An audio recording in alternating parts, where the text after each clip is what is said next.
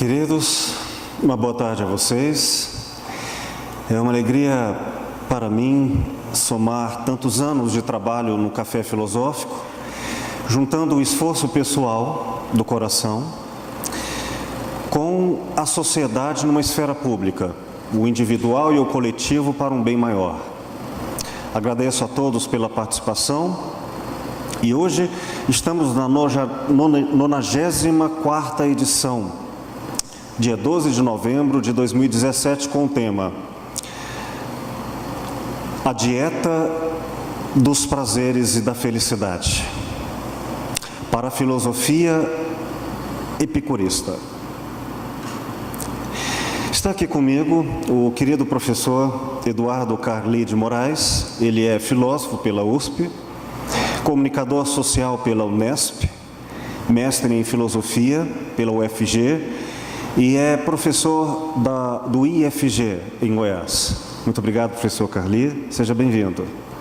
Muito obrigado. Boa tarde a todos. Agradeço muito pela oportunidade de estar aqui no Café Filosófico, no Bolshoi, compartilhando um pouco com vocês a sabedoria epicurista e vou tentar atualizar, trazer o valor para o mundo contemporâneo, para todos nós vivos hoje em dia, o que é a maior contribuição talvez da filosofia epicurista, que é um pensamento muito profundo sobre a nossa possibilidade de sermos felizes, ainda que a condição humana seja repleta de dificuldades e de adversidades, Então o Epicuro ele tem muito a nos ensinar na nossa vida sofrida e cheia de obstáculos, onde ele procura fornecer caminhos, ideias, conceitos e ferramentas para que nós possamos atingir uma vida plena, uma vida intensa e, ainda que sejamos mortais, ele acredita numa bem-aventurança possível que nós podemos alcançar, e aqui vamos debater as várias facetas dessa sabedoria. Querido Carli, professor, esse tema, dieta dos prazeres, me parece bem agradável. Tipo,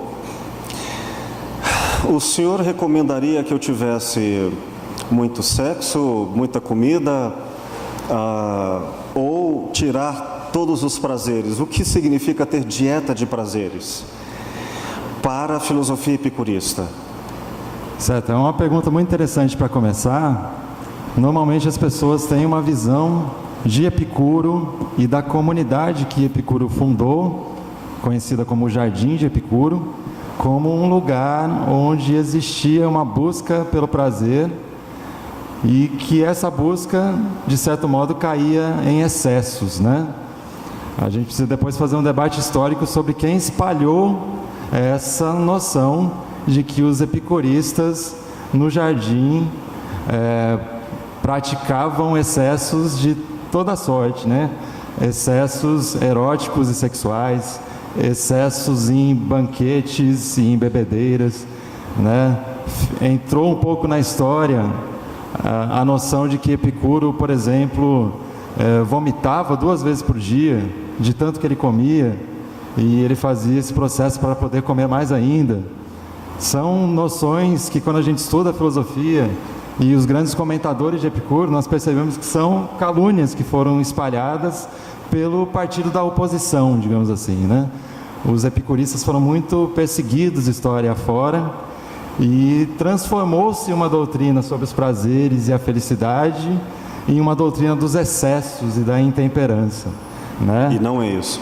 Com certeza não é isso, Aliás, um dos principais valores que o epicurismo preconiza é justamente a temperança, Que é uma virtude que muitos filósofos falam dela, que tem a ver com você viver jamais se entregando aos excessos que podem te prejudicar no futuro próximo ou distante. Então, todos conhecemos as noites de bebedeira que geram ressacas físicas ou morais, ou os banquetes que também geram consequências para a saúde, da indigestão a coisas piores. Então o Epicuro tinha muita noção de que o caminho da felicidade não está tanto no excesso dos prazeres carnais, como a gente chama hoje, tanto que o principal valor que norteava a convivência dos epicuristas era a amizade, né? A filia, que é uma palavra que está no coração da própria palavra filosofia, né? Filosofia é filia somada a sofia. O filósofo é o amigo da sabedoria. E acho que existem poucas comunidades filosóficas onde esses ideais são tão praticados, né? O caminho para a felicidade para Epicuro envolve a amizade e a busca pela sabedoria em uma comunidade onde os prazeres não são desprezados, mas uma vida prazerosa é buscada com virtude, com sabedoria. Professor Eduardo, eu vejo que o senhor trouxe aqui muitas imagens para narrar conosco o percurso da filosofia epicurista. Começa, por gentileza, explicando para a gente um pouco sobre a história de Epicuro. Quem foi Epicuro, o ambiente em que ele viveu e de lá para cá, até os dias de hoje, o que essa filosofia tem de sobrevida? Claro, então Epicuro, ele nasce em 341 a.C. Ele nasce alguns anos após a morte de Platão, né? Ele faz parte do período helenístico da filosofia grega, e o epicurismo vai ter uma grande expansão, né? A comunidade fundada por Epicuro, ela vai durar 7 séculos, né? São 3 séculos antes de Cristo, 4 séculos depois de Cristo, e vai ter um impacto tremendo, né? No primeiro século antes de Cristo, por exemplo, Roma sofre o impacto da filosofia epicurista. Temos grandes poetas da história da literatura mundial, como Horácio e como Lucrécio, que continuam reavivando essa tradição epicurista, né? Por exemplo, uma noção que nós conectamos muito ao epicurismo é o carpe diem, né? A noção de colha o dia, que é uma expressão do poeta Horácio, onde ele reaviva Epicuro e convida a humanidade a viver intensamente cada um dos nossos dias. Uma citação do filme Sociedade dos Poetas Mortos, né? Exato. Eu vou aproveitar que eu puxei isso e vou comentar um pouco que essa é uma das presenças mais fortes do epicurismo em nossos dias. Vocês talvez já tenham visto em camisetas, em memes na internet, e em vários filmes famosos por aí, essa expressão carpe diem, né? E como você disse, no filme Sociedade dos Poetas Mortos, há um professor, né, que assume uma turma em um colégio muito tradicional, muito conservador, e ele dá lições epicuristas para esses seus discípulos, né? Há um certo momento que eu nunca esqueço que ele leva a sua turma. Esse colégio já tem mais de 100 anos de história. Ele mostra os retratos dos alunos que já passaram pela instituição e ele diz: todas essas pessoas agora estão mortas, e sinto dizer, mas somos mortais e não há escapatória, né? Todas as pessoas que nós conhecemos irão morrer um dia. E os epicuristas eram muito conscientes da nossa finitude. E é dessa consciência da nossa mortalidade que nasce um pouco o carpe diem, né? Que às vezes é traduzido como viva todos os dias como se ele fosse o último, né? Ou que se expressa em camisetas, por exemplo, com a frase: você só vive uma vez, então não desperdice essa chance. E o que é interessante também, a expressão em latim, carpe diem, ela tem a ver com o cultivo, né? Ela remete ao jardim de Epicuro. O dia tem que ser cultivado, né? Então cada um dos dias tem que trazer algum fruto, né? Você tem que ter algum esforço de jardinagem em cada um dos seus dias para que ele valha a pena. Então já se vê por aí que o epicurismo não tem nada a ver com uma preguiça de viver e de exercitar a sua força, né? Na verdade ele preconiza uma vida muito ativa e muito comunitária, né? A importância ali do diálogo entre amigos, em busca da compreensão da natureza, né? Em busca da sabedoria, é essencial, né? Isso me faz lembrar essa diferença do prazer de consumo nos dias de hoje, diante da preguiça, em que o prazer é industrializado e pronto, sem autonomia, é objeto. E a pessoa então fica refém desse objeto, ele se alimenta do prazer, né? Nós consumimos o prazer nas suas diversas ofertas em sociedade. Mas se nós pensarmos no prazer do atleta que corre e precisa de um longo exercício e o condicionamento para então o corpo lhe produzir endorfina e ele sentir esse prazer, será um prazer da força e não o prazer do consumo, mas o prazer da produção do próprio bem-estar. Exato, é muito interessante o quanto Epicuro pode contribuir ao debate contemporâneo sobre a felicidade, né? Hoje em dia, há muitos filósofos como a Márcia Tiburi, que tem feito uma crítica do modelo hegemônico de felicidade que nós temos, né? Que é um pouco vinculado à ideologia capitalista consumista que está aí e se manifesta, por exemplo, em muitas propagandas, né, por aí, que conectam a felicidade ao consumo e principalmente ao consumo de bens materiais de prestígio, de status, né? Então, nós vivemos um pouco a hegemonia dessa ideologia que diz que a felicidade se compra, né? Que basta que você junte o capital para que você possa se dirigir aos shopping centers e aos supermercados, e se você tiver o nível de consumo que o capitalismo recomenda para os prazeres, você terá uma vida plena e feliz, né? E a isso se soma o que eu trouxe aqui nessa figura, o poderio imenso hoje da indústria farmacêutica globalizada, né? Então, vocês têm aqui uma ironia que foi feita por um grupo de ativistas da arte, né? Onde eles desenham o Prozac, que é um dos antidepressivos mais vendidos no mundo, né? Com uma propaganda bem marqueteira, onde o Prozac é descrito como uma espécie de sabão em pó, né? Que vai te livrar de todo blues, no sentido aí de um sofrimento, de um lamento psíquico, né? E aí, sobre isso, um dos grandes filósofos brasileiros em atividade, que é o Eduardo Gianetti, no livro Felicidade, ele faz um comentário muito pertinente e que se conecta a Epicuro, né? Ele diz que a tecnologia farmacêutica hoje,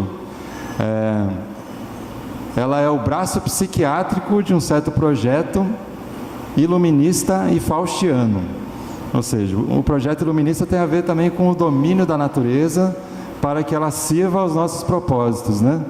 Então, a humanidade, ela lida com a natureza de modo a que os nossos interesses sejam satisfeitos. E aí, com o avanço da ciência, da farmacêutica, das neurociências, surgiram esses remédios, os Prozacs, os Rivotrios, que tentam nos convencer que o caminho da felicidade está também na intervenção bioquímica nos nossos cérebros, né? Então, o Gianetti fala o seguinte: os avanços recentes no campo da bioquímica, da neurociência, da neurotecnologia, prenunciam a chegada de um dia, né, que muitos pensadores utópicos do passado já anunciavam, né, onde a felicidade seria de fato consumível, né? A felicidade seria consumível e seria comprável em farmácias, né? E ele diz: o apetite do público por essas novidades farmacêuticas é insaciável, né? Da calvície à obesidade, da insônia à impotência sexual, da ansiedade à perda de memória, há remédio para tudo. A farmacopeia moderna está dizendo que o caminho do paraíso está pavimentado de fórmulas, prescrições e bulas medicinais. É um cenário que Epicuro não previa, né? Uma felicidade mercantilizada e supostamente disponível nas drogarias. Porém, o Epicuro falou sim numa felicidade que tinha a ver com a saúde. E ele propôs na sua filosofia o que ele chamou de tetrafármacon, né? Que quer dizer 4 remédios. Então, ele propunha 4 curas para o que ele considerava ser as 4 grandes causas da infelicidade humana. Nenhum deles era o Prozac. Nenhum deles era o Prozac, mas a soma de todos eles dispensaria qualquer sujeito de precisar de Prozac, né? E só para vocês terem uma ideia da magnitude, né, desse mercado, o Brasil é o maior consumidor mundial de Rivotril, né? que é um ansiolítico tarja preta, e eu fui atrás de algumas estatísticas de mercado. Em 2007, 10 anos atrás, foram vendidas 29 mil caixas. Em 2015, esse número saltou para 23 milhões de caixas, né? Então vocês podem encontrar uma revista como a Super Interessante, que traz a manchete Nação Rivotril. E o jornalista escreve ali que o Rivotril tem sido usado pelos brasileiros como um elixir, né, como uma poção mágica, usada contra todas as pressões do dia a dia, né, os prazos de trabalho, os conflitos de relacionamento, a TPM. Então ele seria o arqui-inimigo dos dilemas do mundo moderno. Então a gente vivencia uma época onde a infelicidade humana está sendo tratada como algo que pode ser desfeita pela intervenção bioquímica que está sendo controlada por grandes conglomerados multinacionais farmacêuticos. Então isso contrasta muito com o que o Epicuro traz, né? A felicidade para ele jamais é consumível, mas ela envolve sim a noção de saúde, e essa saúde ela é tanto do corpo quanto da mente. Ele já inaugura a noção de psicossomático, né, de uma interdependência necessária entre corpo e mente. Carli, se me permite, me corrija se eu estiver errado, uma busca de diferenciação entre a busca pelo prazer no mundo grego-helenístico, do mundo moderno e contemporâneo, seria que no mundo antigo a busca do prazer era uma busca de força, de vitalidade, de mais vida, o prazer aumentando a potência da vida através de exercícios, através de uma condução ativa e autônoma.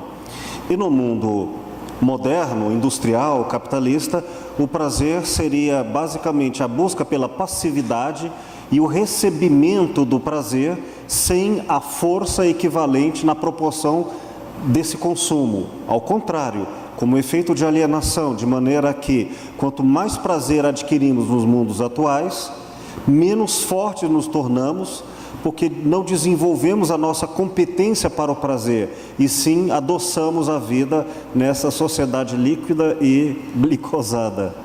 Algo assim? Eu acho interessante esse contraste que você fez entre as felicidades como são concebidas hoje e como os gregos originalmente pensaram sobre isso, né? Eu acho que um conceito interessante de retomar é a própria palavra que eles usavam para a felicidade, que era eudaimonia, né? Para os epicuristas, ela também é um conceito fundamental, né?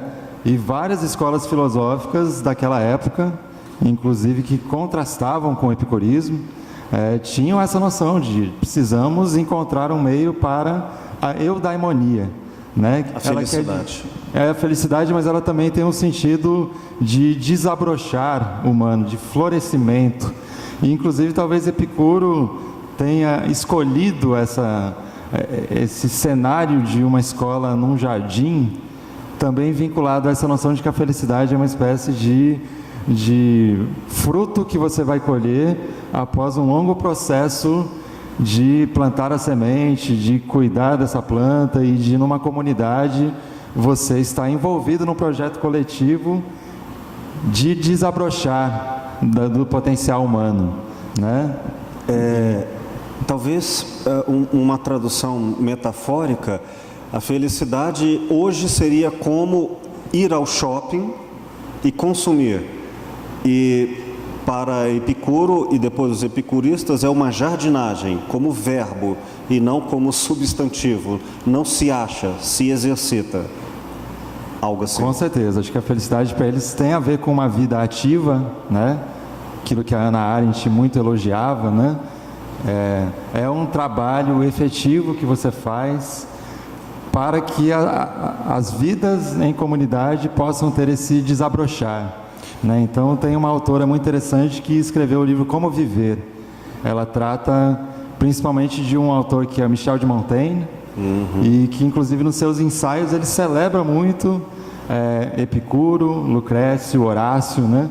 Então, a sabedoria epicurista se manifesta em Montaigne, no Renascimento, né? Você concordaria, perdão, que mesmo na época de Platão e Sócrates, embora Epicuro venha depois, a busca da felicidade sempre foi a busca dos gregos, de uma forma ampla.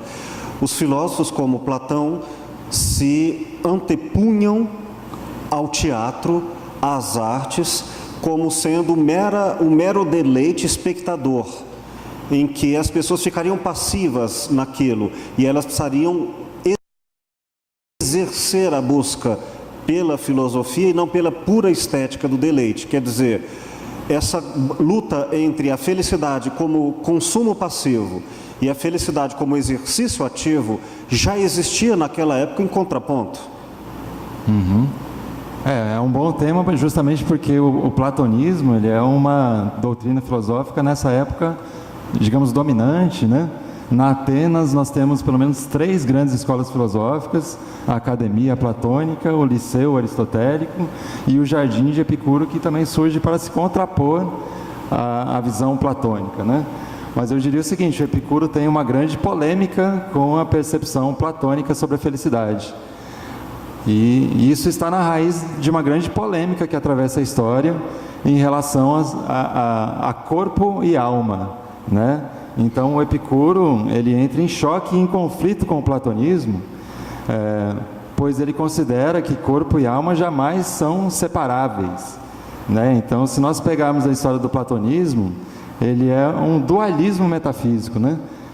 Se vocês pegarem o último diálogo de Sócrates, quando ele está na prisão de Atenas, ele está prestes a tomar a cicuta, né, após ter sido condenado à morte, e ele vai dizer no Fédon aos seus discípulos que basicamente ele considera a alma imortal como algo que está preso dentro de um corpo que funciona como uma espécie de jaula, e ele diz aos seus discípulos: não se preocupem, né? A morte não irá me destruir por completo, ela só vai quebrar com essa cadeia que mantém a minha alma aprisionada, e essa alma estará enfim livre para suas novas aventuras metafísicas em um outro plano sobrenatural.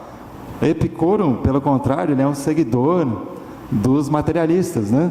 Ele recupera um filósofo de alguns séculos atrás, que é Demócrito, né? Que pela primeira vez ele traz a noção que está inclusive no começo da ciência, né? Da física, da química, da biologia, de que tudo no nosso universo físico é explicável a partir das interações dos átomos, né? Que estão nesse espaço infinito onde eles interagem e formam tudo que há. Então o Epicuro ele é de certo modo um discípulo de Demócrito, né? Ele faz parte da tradição materialista. E aí nós precisamos ver o que os materialistas sugeriam em relação à felicidade, porque eles têm uma concepção sobre a morte e sobre os deuses que é radicalmente diferente daquela do platonismo e daquela que será do cristianismo.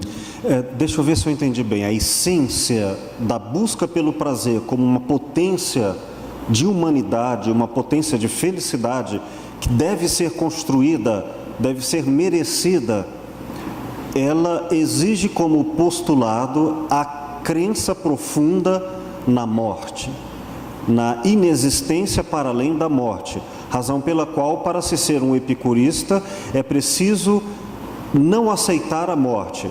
E aí vem a pergunta se haveria alguma espécie de epicurismo ou aprendizagem com as lições do epicurismo, da busca pelo prazer como potência e não como fraqueza, para pessoas ou crenças espiritualistas que entendem que somos imortais.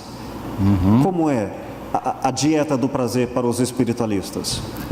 Então, eu diria que esse é um tema essencial ao epicurismo, que é como eles compreendem a nossa finitude, né? A teoria materialista, ela postula que a matéria que constitui tudo no universo, ela é eterna. Existe uma dimensão de eternidade na teoria atomista, né, de Demócrito, de Epicuro e de Lucrécio, e que inclusive muitos cientistas aprovam até hoje. É a noção de que nada vem do nada e também nada vai retornar ao nada. eles têm uma noção de que o universo sempre existiu e que a matéria que constitui tudo que nós podemos sentir, tocar, cheirar, essa é uma matéria indestrutível. A própria noção de átomo, né? Se vocês forem pegar a palavra grega átomo, ela significa indivisível, né? Ela significa que qualquer objeto físico que você pegar, se você tentasse dividi-lo ao extremo, chegaria em um certo ponto que você não consegue mais dividi-lo, né? E isso implica que nós, seres humanos, somos organismos complexos, mas, em última análise, compostos por átomos. E o que significa a morte para eles, né? Significa que os átomos que nos compõem, eles reentram na dança da realidade, eles retornam à natureza para que eles possam compor outros organismos e outros agregados, né? Então, qual que é a polêmica que Epicuro tem com os platônicos, por exemplo, né? E com os cristãos, posteriormente, né? Ele vai ser muito atacado pelos cristãos por sua concepção da morte. É uma morte que para os epicuristas, não inclui qualquer possibilidade de uma alma imortal, imaterial, que como um fantasma, ela deixa o corpo em putrefação e ela sobe para uma dimensão transcendente, né? Mas o Epicuro dizia que isso era muito perigoso também, essa crença em uma vida após a morte, porque ela causava perturbações psíquicas nas pessoas durante a vida. Então você acredita, por exemplo, que é possível que você passe uma eternidade sendo punido no inferno, no caso dos cristãos, ou no Hades, no caso dos gregos. Haviam muitos mitos que circulavam sobre isso, né?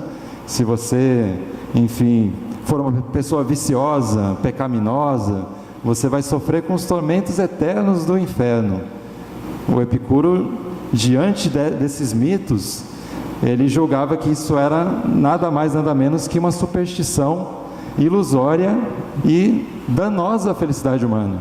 Ele achava que a felicidade envolve você não ter nem esperança e nem temor em relação ao que há depois da morte.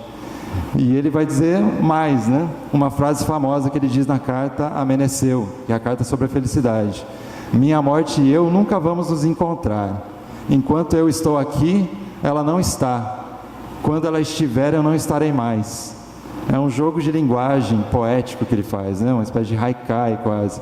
Ele diz, nós não vamos vivenciar o estado, né, de morto. Tem uma música do Gilberto Gil que fala sobre isso, a diferença entre a morte e o morrer. E ele fala, o morrer é difícil, né, que você está vivo e está agonizando. Agora a morte já aconteceu, né? O Epicuro julgava que é uma fantasia você imaginar que você morreu e você vai sofrer esse estado, né? Que a morte envolva qualquer tipo de sofrimento. Não existe sofrimento nenhum em estar morto. Existe talvez naqueles que ficam, né? Naqueles que sobrevivem e têm que lidar com o luto e a perda. Mas ele vai dizer também, todo bem e todo mal existem na nossa sensibilidade. A morte nos priva da sensibilidade. Então estar morto não nos possibilita ter nenhum prazer e nenhum sofrimento. Não nos possibilita julgar bem e mal de modo algum, porque não tem o sujeito que julga. Morrer significa que você simplesmente não vai ter saudade daquilo que você perdeu, porque simplesmente não terá ninguém para sentir falta daquilo que foi perdido. A sua fala me fez pensar numa resposta à minha própria pergunta. Como seria possível uma espécie de espiritualismo ou crença na imortalidade mantendo a dieta dos prazeres que você vai dissertar do epicurismo? E eu estive lembrando de duas concepções de morte. Uma, a de Freud, no qual a morte é simbolizada pelo desejo, isto é, quando o desejo é intenso, não atender esse desejo equivale a alguma pequena morte, ou a alguma significativa morte, morte como signo, morte como ideia. Nesse sentido, a morte de um amor, a morte de um projeto que não seguirá adiante e que o tempo não permitirá voltar atrás, poderá também ser uma atualização do espírito da morte antes da morte do corpo. e às vezes pode ser dramaticamente mais dolorosa do que a própria morte do corpo, quando se vê que uma razão de viver foi perdida por uma oportunidade de um desejo frustrado.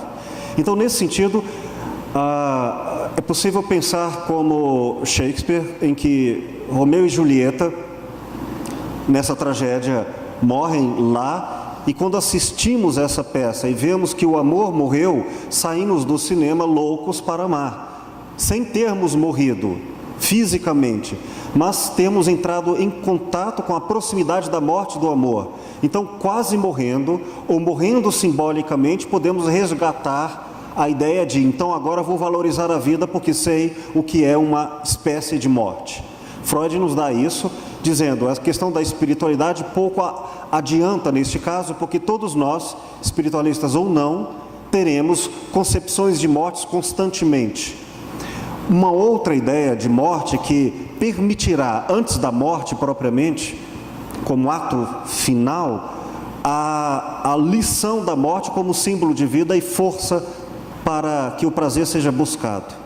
É quando Hannah Arendt nos fala sobre a diferença da esfera pública e privada, e que no mundo antigo, no mundo da polis grega, no mundo da república romana, nós tínhamos a figura do herói, que hoje não temos com facilidade.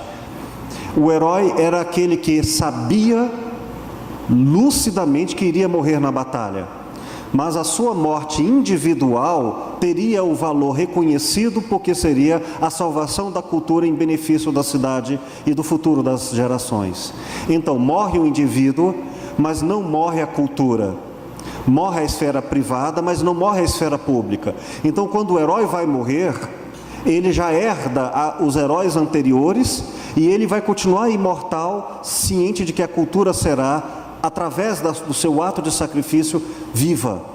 Então é possível dizer que até os cristãos da antiguidade, e Hannah Arendt lembra isso, na condição humana, eles viviam até a morte em sacrifício, mas viviam para que a ideia da caridade não morresse. Portanto, mesmo que o indivíduo morra, não morre a luta pela felicidade. A morte não impede isso. Nesse sentido, eu acho que a gente pode ter duas formas de mortes que não impedem a vida, e nesse sentido não impedem a busca dos prazeres. A morte deixa de ser uma maldição e passa a ser, ou no caso dos espiritualistas, uma bênção, porque ela antecipa o valor da vida. Morrer não acaba com isso, para Hannah Arendt. Ou a morte para Freud, a morte simbólica, faça com que nós saibamos da morte, experimentamos a morte e a grande frustração para aprendermos a viver ainda em vida. Não acha que pode ser uma forma de sermos epicuristas e espiritualistas? Sobre a questão do espiritualismo, né? Será que o epicurismo é incompatível com qualquer tipo de vivência da espiritualidade?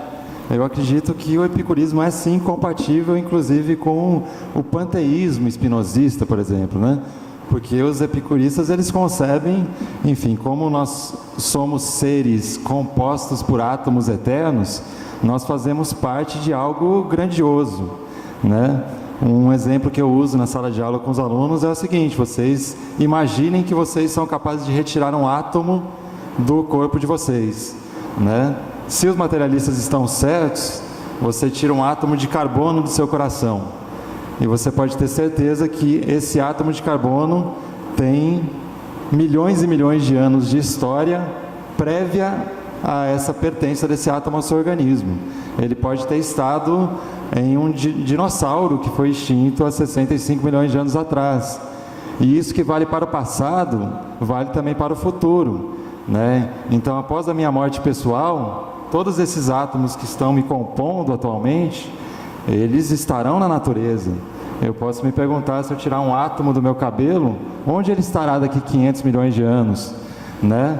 Quantos organismos, minerais, vegetais, ele já compôs e poderá compor, né? O epicurismo abre um espaço para a noção de eterno retorno, que no poema de Lucrécio aparece, né?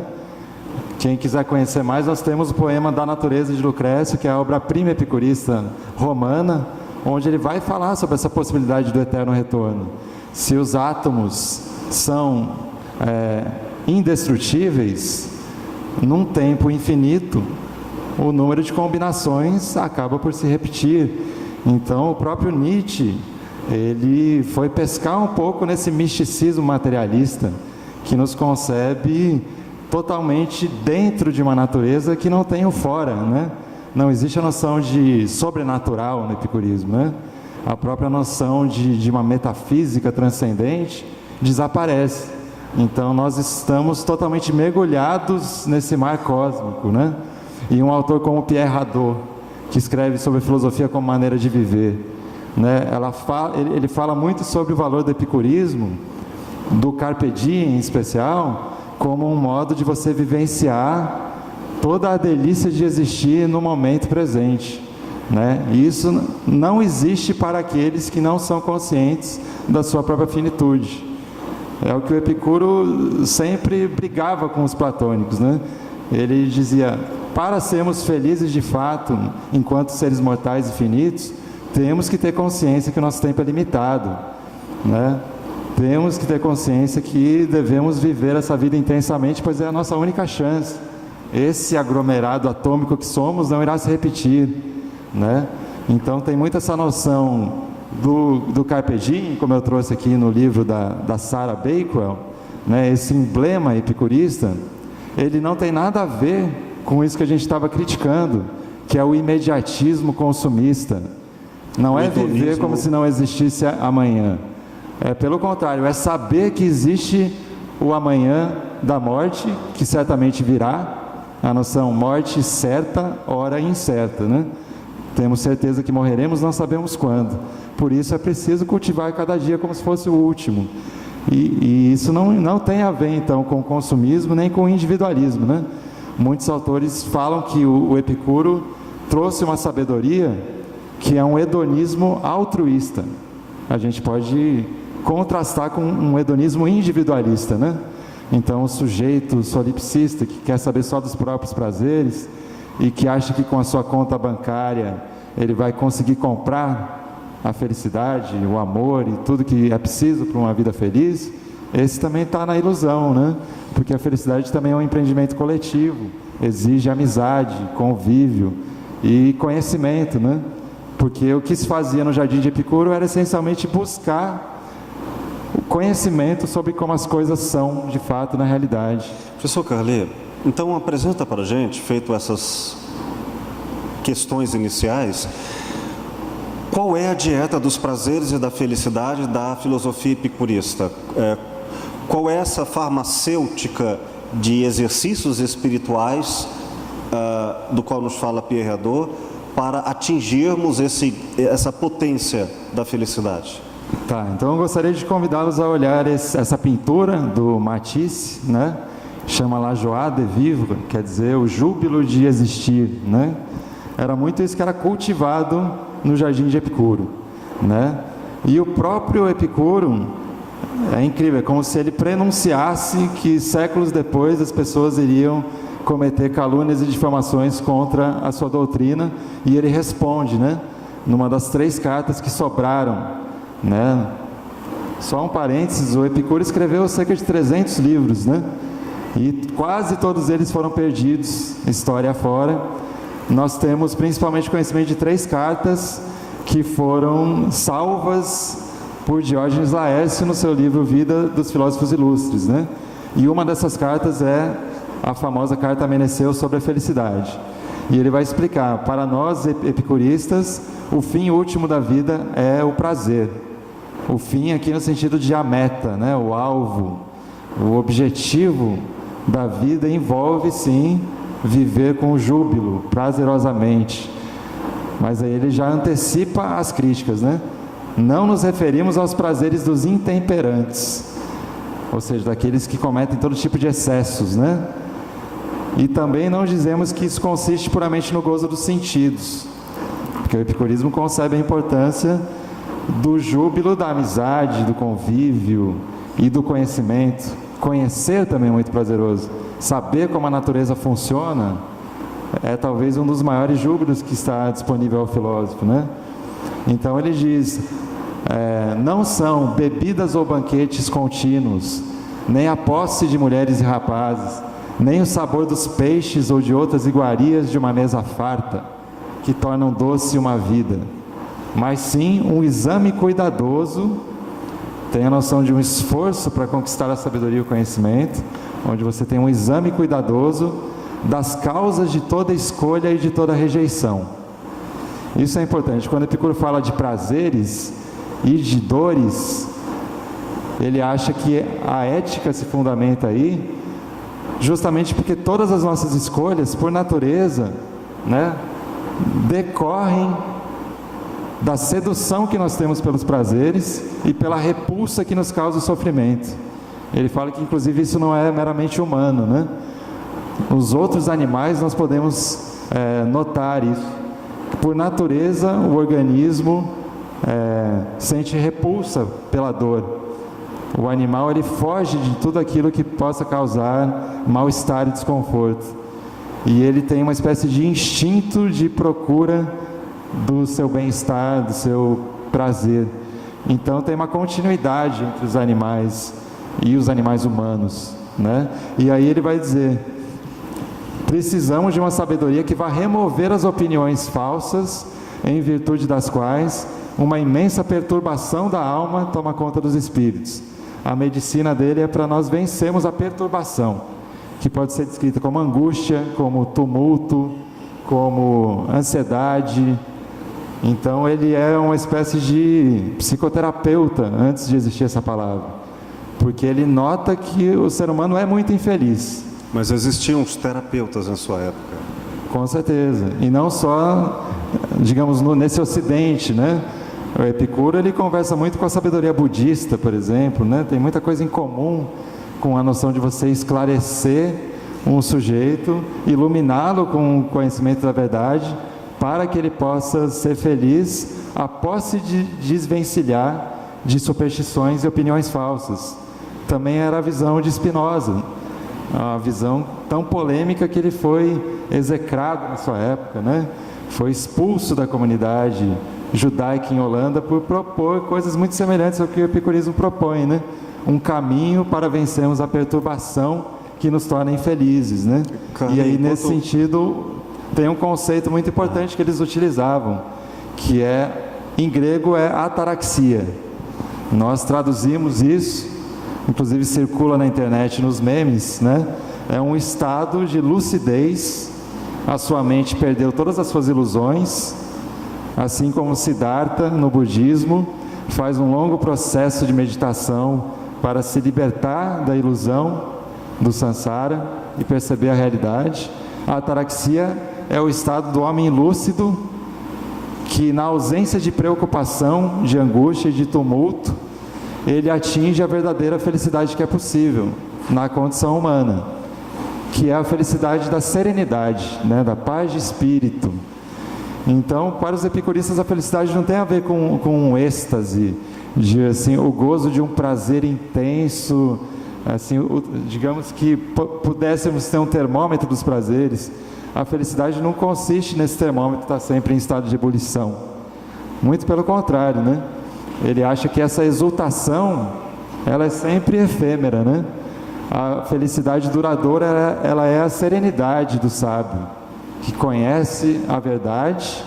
Nesse sentido, ele entra em choque com os céticos da sua época, com Pirro, que negava a possibilidade do conhecimento. O Epicuro acha assim: é possível conhecer a verdade sobre a natureza. Demócrito já nos mostrou o caminho, né?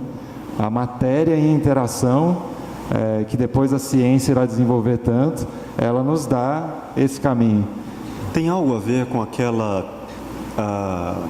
ideia de que uma pessoa é mais rica porque tem menos necessidade, ao invés de ter mais fortuna? Assim Sim. como uma pessoa seria mais feliz não porque tem mais prazer de consumo, de exaltação, mas porque tem menos necessidade de ser satisfeito em suas carências. Seria isso? Com certeza, acho que a sabedoria epicurista recomenda um trabalho que nós fazemos sobre os nossos próprios desejos, né? E ele estabelece uma distinção desses desejos. Existem os desejos naturais e necessários.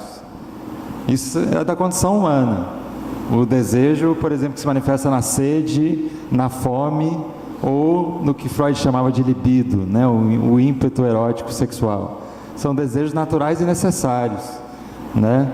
É impossível qualquer pessoa se livrar do desejo por bebida, por comida, ou se livrar do tesão, né? Isso seria implantado no nosso organismo pela própria natureza. Agora existem os desejos que foram implantados, né? São desejos que, por exemplo, na cultura grega era muito frequente o gosto pela glória, né? Os epicuristas conheciam as histórias, por exemplo, sobre Aquiles, né? Ele tem uma decisão ética para tomar ali, que a sua própria mãe indica a encruzilhada para Aquiles, né?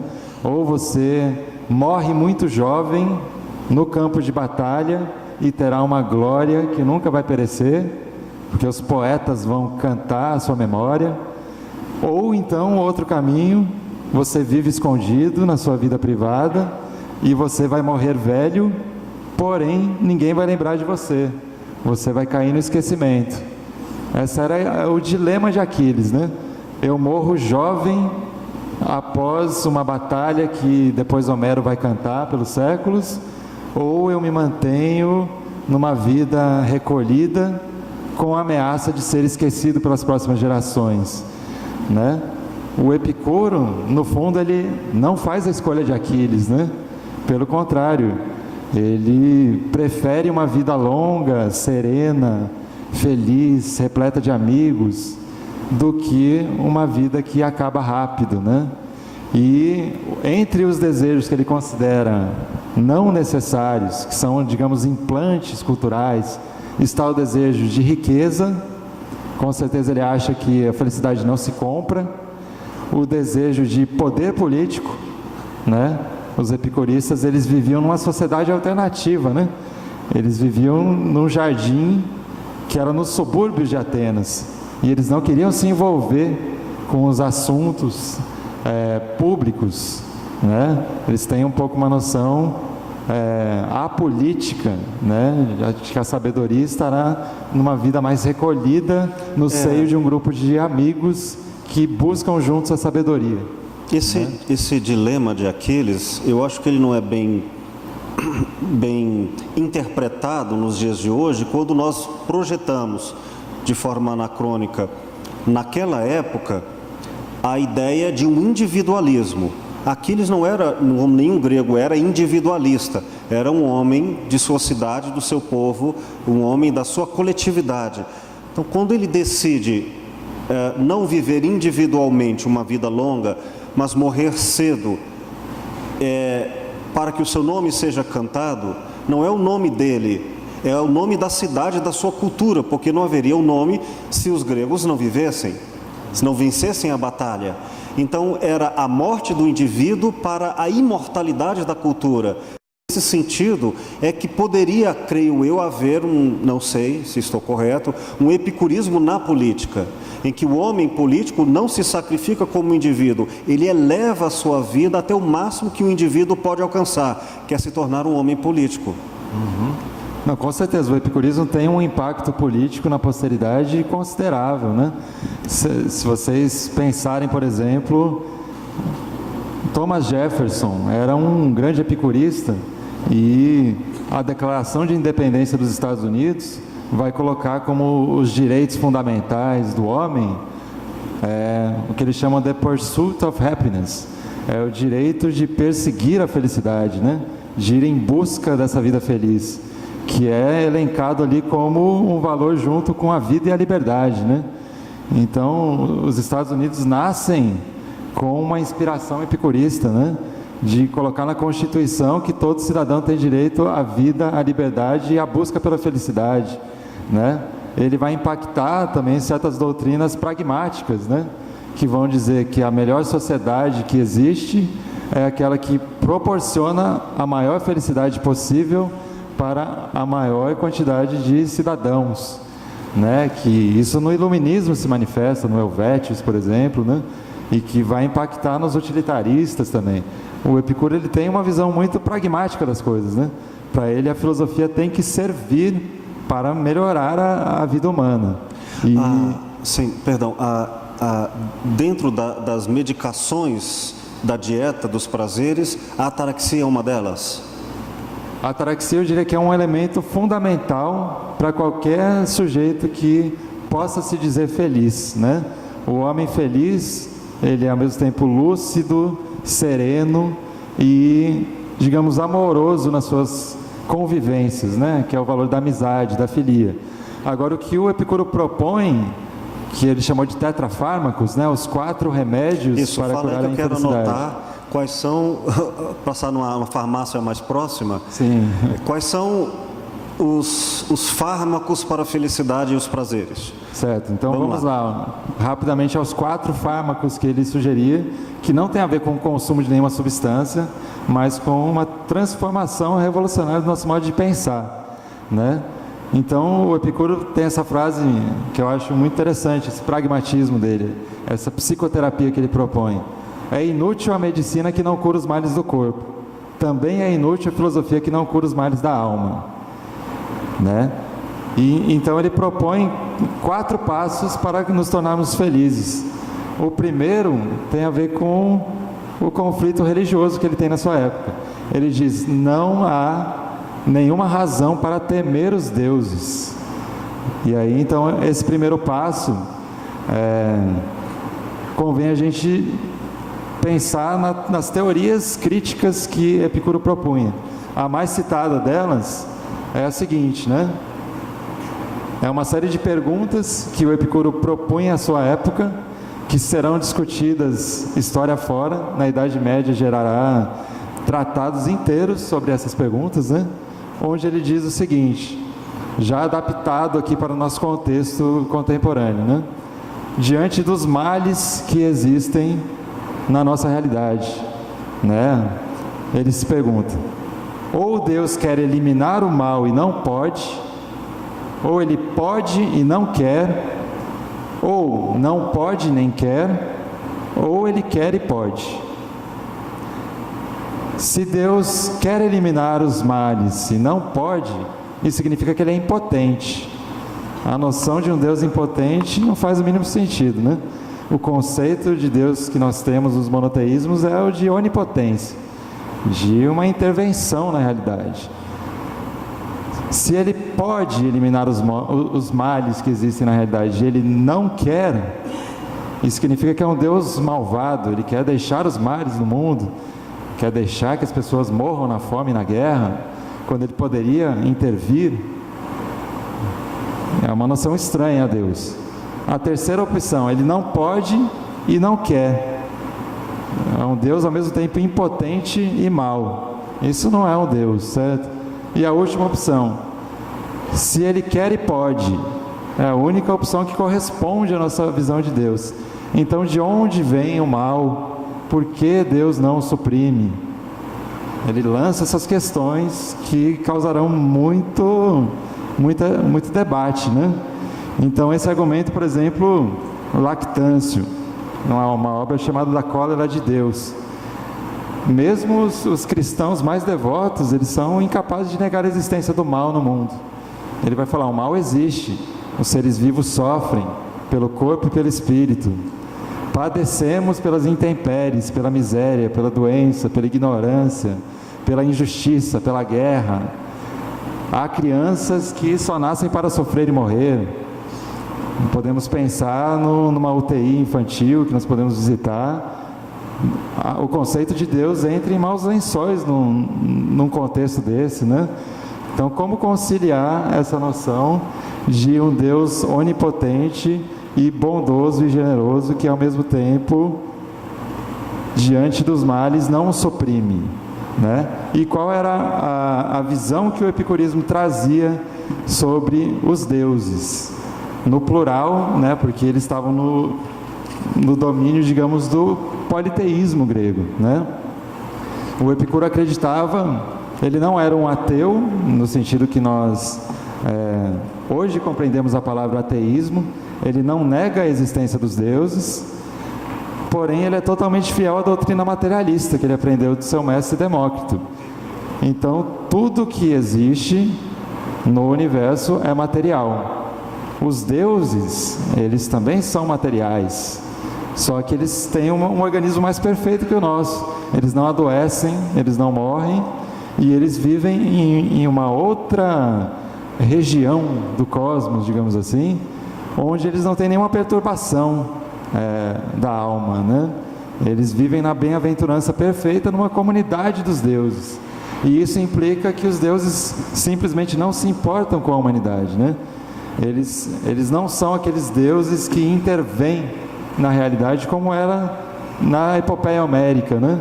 Tem uma batalha entre gregos e troianos e os deuses estão tomando partido, por exemplo, né? Então, o primeiro fármaco é esse: não acreditar em deuses que estão interessados em nos punir ou nos recompensar. Ele acha que há uma serenidade em pensar que não existe um patrão divino por cima de nós que esteja com cólera ou com benevolência. Primeiro fármaco: não temos nada a temer ou esperar dos deuses. O segundo fármaco, eu já falei um pouco, é a nossa relação com a morte, né? Não precisamos temer que morrer seja um mal, né? Não há sofrimento na condição de estar mortos. E toda a matéria que nos constitui, ela continuará no universo, né? E o terceiro fármaco que ele propõe, aí a dieta dos prazeres, né? Vamos focar nos desejos naturais e necessários. Então ele vai propor um regime que tem a ver com a moderação, né? Com a frugalidade. Você vai escolher os prazeres de maneira sábia, né? Você vai prever quais as consequências de um certo prazer que você tem hoje para o seu futuro, né? O sábio tem um pouco isso. Certos prazeres podem me causar ressacas, doenças, né? Então eu tenho que ter discernimento na hora de escolher os meus júbilos, porque os prazeres eles estão hierarquizados, né? E para Epicuro, os maiores prazeres não envolvem o consumo, né? Os maiores prazeres estão na amizade, no amor, na convivência e no conhecimento da natureza, na ciência, né, como a gente chama hoje. Então, foque nos desejos naturais e necessários, leve uma vida frugal e a sua vida vai ser tão mais feliz e tão mais prazerosa se você tiver festas periódicas e não constantes, né? Se o carnaval fosse o ano inteiro, seria insuportável, né? É bom que seja periódico, né? Que as nossas celebrações elas tenham períodos de serenidade, de tranquilidade. E o quarto fármaco, a quarta cura que ele propõe é sobre a nossa relação com a dor, né? Com o sofrimento. Na perspectiva dele, se a gente for consciente da nossa finitude, a gente pode sempre dizer que nenhuma dor dura na nossa carne sem fim, né? Você abandonando o que ele chama de superstições religiosas, cai qualquer possibilidade de um sofrimento eterno, como aquele que é prometido em muitos monoteísmos ocidentais aos que pecam na carne, né? Então, se você elimina o inferno e o Hades, você elimina qualquer temor de uma dor eterna, né? Isso é um curioso contraste, por exemplo, com a Divina Comédia. O Dante coloca lá um dos círculos do inferno onde os epicuristas estão sendo torturados eternamente, né? O Epicuro, que besteira, não existe tortura eterna, né? Então, todas as dores dos mortais são efêmeras e passageiras. Então, tenha esse consolo. Se você está sofrendo, não se preocupa, isso passa, né? No longo prazo, todo prazer e todo sofrimento que o sujeito vivo pode gozar ou padecer tem a marca da condição humana, que é a finitude. Então ele acha que é possível sim você ser feliz na plena consciência da sua finitude, né? Então, não temer os deuses, eles não têm nada a fazer de mal ou de bom por nós. Então abandone as esperanças e os temores em relação aos deuses, não tema a morte, não há motivo para se apavorar diante disso. Escolha bem os objetos do seu prazer, porque a amizade e o conhecimento são muito mais importantes do que os prazeres totalmente efêmeros, e saiba que toda a dor dos mortais é mortal. Querido, a gente vai terminar agora o primeiro momento desse nosso bate-papo e voltaremos num segundo com uma conversação com o microfone aberto a todos. Eu queria, neste momento, você citasse Epicuro em algum trecho que lhe chamasse a atenção para dizer: eis aqui Epicuro. E depois do intervalo, por favor, o microfone vai ficar disponível, vamos bater um papo, conversar com o professor Carli, para a gente entender, nos dias de hoje, para cada um de nós, como Epicuro pode nos ajudar. Então, duas citações muito disseminadas de Epicuro, né? Inclusive estão ilustradas aqui para vocês perceberem a potência desse pensamento atualmente. Na França existe uma revista de filosofia e Epicuro é colocado na capa como o grande filósofo da felicidade, né? Então ele tem um grande impacto na filosofia contemporânea, inclusive, em autores como André Comte-Sponville e muitos outros, né? Então o Epicuro vai dizer no começo da carta a Meneceu, que é conhecida como a carta sobre a felicidade, né? Sobre a importância da filosofia ser democratizada, o valor que ela tem para todos nós, independente da nossa idade e de onde nascemos no planeta, né? O Epicuro ele tem uma proposta de universalização dessa doutrina. Ela deve servir a todos, ela pode curar a todos. Ele prenuncia, inclusive, a noção de católico, que no seu original significa universal, né, para todos os seres humanos. Então ele diz que ninguém, sendo jovem, demore a começar a filosofar, né? E que ninguém, sendo velho, se canse da filosofia, pois para ninguém é muito cedo nem muito tarde para assegurar a saúde da alma. Então a filosofia tem esse fim, esse alvo, essa meta, né? De assegurar que nós tenhamos saúde no nosso espírito, na nossa mente, né?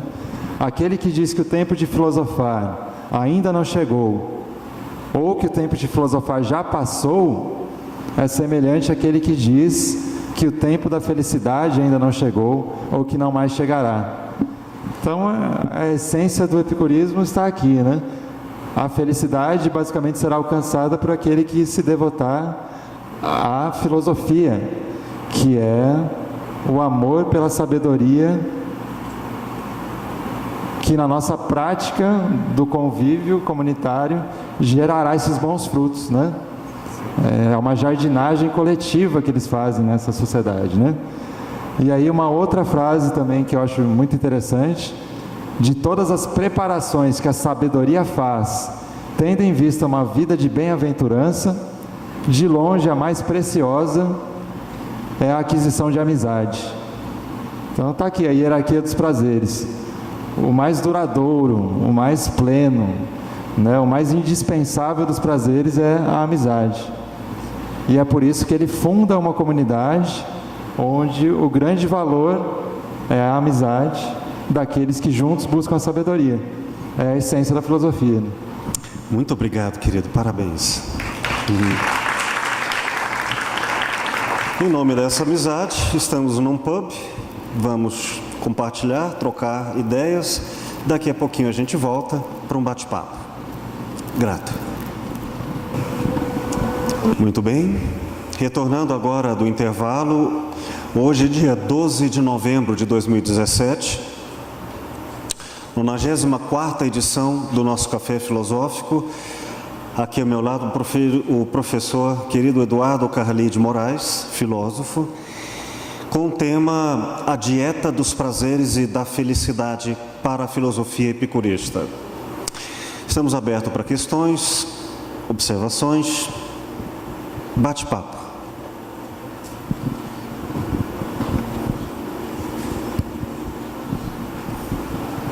Boa noite, professores. Eu sou aluno, meu nome é Altair, eu sou aluno de filosofia da UFG e eu gostaria de traçar um paralelo aqui com a Ética de Aristóteles, que quando você fala da temperança, do epicurismo, né, me aproxima muito o conceito da mediania que ele apresenta, que não seria uma mediania de mediocridade, mas uma mediania de uma distância certa de todos os itens que se enquadram ali na avaliação daquela circunstância, que é como Aristóteles chama, né? A decisão mais correta dentro de cada circunstância é que vai caracterizar o justo, o virtuoso. E, no caso, ele finaliza essa questão da felicidade como o feliz é aquele que consegue ter um desejo bom e uma atitude boa. E ele divide isso em 4 tópicos, que seria um indivíduo que tem desejos ruins e atitudes ruins, um indivíduo que tem desejos bons e atitudes ruins, o que tem desejos ruins, mas ele se contém e tem atitudes boas, e o feliz é o único que tem essas duas que se alinham aí com a bondade. Obrigado. Obrigado, Altair, né? Uma pergunta extremamente relevante e que vem bem a propósito, se nós pensarmos também que Epicuro e Aristóteles foram contemporâneos, né? E tem visões de mundo que, em certos aspectos, tem essa sincronia, essa harmonia, né? Ambos são importantíssimos na história da ética, né? E podemos lembrar um pouco, como você comentou, da Ética Nicômaco, né? Que é um texto fundamental aí na história da filosofia, onde ele vai formular, de fato, uma ética onde ele pensa as virtudes, né? As excelências, o que os gregos chamavam de areté, né? Partindo dessa noção do que você chamou de mediania, né? Então, você precisa procurar uma espécie de meio do caminho entre 2 extremos que seriam viciosos, né? Então, de um lado você tem uma escassez, né? Uma falta.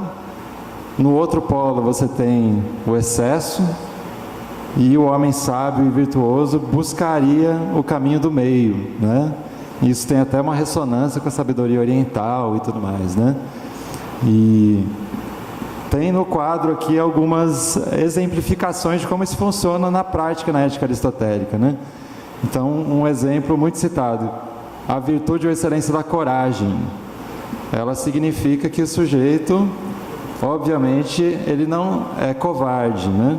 Ele não sofre com a escassez que se manifesta na covardia. Porém, se esse sujeito tivesse um excesso de coragem, por assim dizer, ele seria temerário, né? É aquela figura no campo de batalha que não percebe de fato o jogo de forças e que acha que está sendo muito corajoso, mas está faltando com a prudência, e ele perde a vida por temeridade, né? Então esse é um exemplo. A coragem está no meio do caminho entre covardia e temeridade, né? E o Aristóteles desenvolve isso com várias virtudes, né? O que é o homem generoso? Ele é aquele que não tem a escassez, ele não é o pão duro, ele não tem a avareza, mas ele também não é aquele que dissipa, né? Que perde todos os seus patrimônios e capitais, né? Ser generoso não significa você dar até o último centavo e ficar na penúria, né? Então Aristóteles sempre traz essa noção. A virtude, que é muito interessante, que conversa com o epicurismo, que ele chama de amabilidade, né? Que dialoga com a amizade dos epicuristas, né? Isso é uma virtude, né? Isso tem a ver com uma disposição amorável para os outros, né? Quando você tem escassez desse tipo de disposição, você é a pessoa apática, né?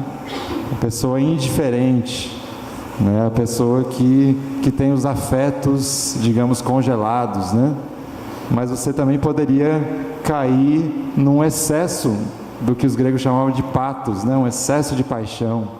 Você se torna irado, né? Raivoso.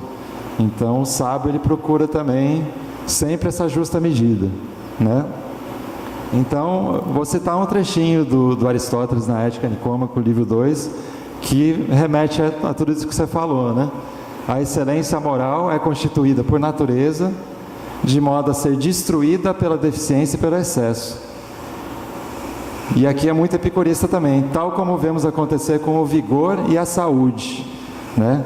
Então, exercícios excessivos ou deficientes, se exercitar de mais ou de menos, pode destruir igualmente o vigor. E de maneira idêntica, as bebidas e os alimentos, de mais ou de menos, destroem a saúde. E acontece o mesmo, né, com a moderação, com a coragem, com todas as formas de excelência moral. Então, a excelência moral é o meio termo entre a falta e o excesso, e por meio termo ele quer dizer aquilo que é equidistante em relação a cada um dos extremos, nem de mais, nem muito pouco.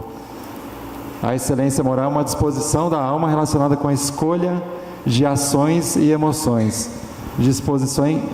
Uma disposição que consiste de um meio termo determinado pela razão. Isso tem muita semelhança com o epicurismo, né?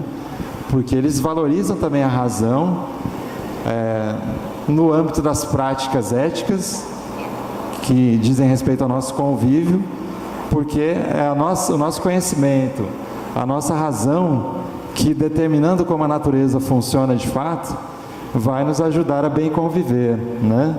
Existe um certo racionalismo epicurista aí. Alguns vão até dizer que ele atua como um precursor do iluminismo, né? Teria havido um iluminismo grego, e os epicuristas seriam um pouco os baluartes desse iluminismo, né? A razão contra a superstição, né? O conhecimento científico da natureza contra os fantasmas da mitologia. E muitos desses excessos que estão sendo denunciados aqui por Aristóteles, o Epicuro vinculava às opiniões falsas que nós temos, né? O que hoje nós chamamos de superstições, né? Então há muitas áreas de contato entre a ética epicurista e aristotélica, né? E também há muitas dissonâncias, há certos elementos que eles realmente divergem totalmente. Por exemplo, Epicuro foi contemporâneo de Aristóteles enquanto tutor de Alexandre, né? O futuro conquistador, Alexandre o Grande. Aristóteles era, enfim, aquele que estava na corte do rei Filipe da Macedônia, educando um grande imperador. Epicuro, pelo contrário, questionou sempre a questão do imperialismo, né? Do poder político levado ao seu excesso, né? Então, com certeza há uma discrepância muito forte nesse aspecto político, né? Porque o Aristóteles, tendo estudado com Platão, ele também se filia muito à noção do filósofo rei, né?